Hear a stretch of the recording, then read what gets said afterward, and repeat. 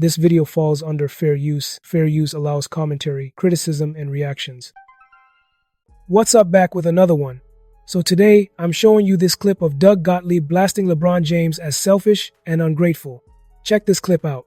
Over the past year, the Lakers have hired a guy he co-hosted a podcast with.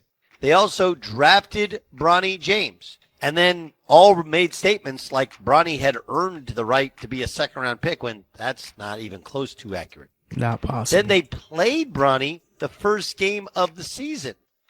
And throughout times in the NBA season, well, give him a guaranteed 4-year contract, despite the fact he was like, the 55th pick in the NBA draft? The whole thing is a massive contradiction and a statement of being ungrateful. Rich Paul was the guy who LeBron met, I think, selling jerseys out of the back of his car, right? So he's part of, started from the bottom, now we're here. He had this statement to ESPN.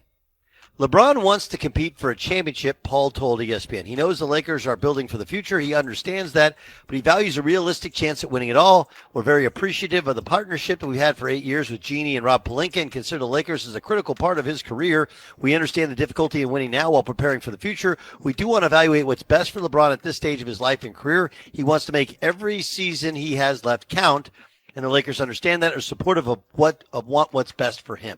You have to match up your actions with your words. Facts. If LeBron wants to win a championship,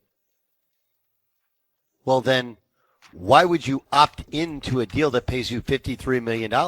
Real talk. Because here's how it really works. If you want to win, you got to take less so that you can pay more to go out and get guys on the free agent market.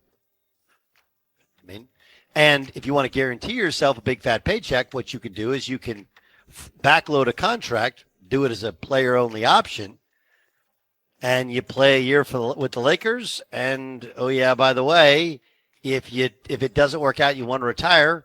You have them buy their way out of an opt-out or whatever, or you go somewhere next year. There's a million different things you can do. You can say you're appreciative of Jeanie and Rob Pelinka. Your actions are far different.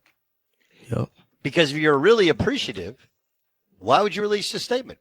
If you really want to win a championship, why'd you release a statement? How it lands on me is poorly because it feels like the Lakers, and LeBron has talked about it, and he always couches it with I understand. Now we're building around Luka.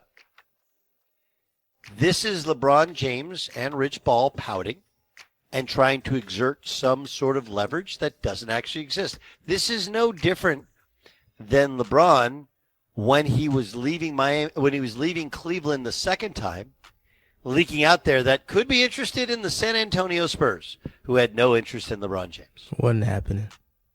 Let me just jump in real quick. Honestly, Doug and some other analysts go way too hard on LeBron. He's carried the league for years, inspired millions, and completely changed the way basketball is seen worldwide.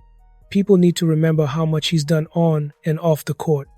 Criticism is one thing, but calling him ungrateful ignores his legacy, his leadership, and all the impact he's made of tearing it down for clicks or opinions. Because you can say, hey, we're really appreciative, but the reality is, are you? Let me make this clear.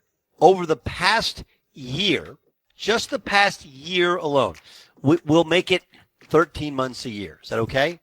Over the past year, the Lakers have hired a guy he co-hosted a podcast with as the head coach of the Lakers. And look, I get it. I'm not that different from the J.J. Redick hire. Okay? But it's the head coach of the Lakers, and they hired him. Okay? They also drafted Bronny James. And then all made statements like Bronny had earned the right to be a second-round pick when that's not even close to accurate. Not possible. Then they played Bronny the first game of the season. And throughout times in the NBA season, well, give him a guaranteed 4-year contract, despite the fact he was the 55th pick in the NBA draft.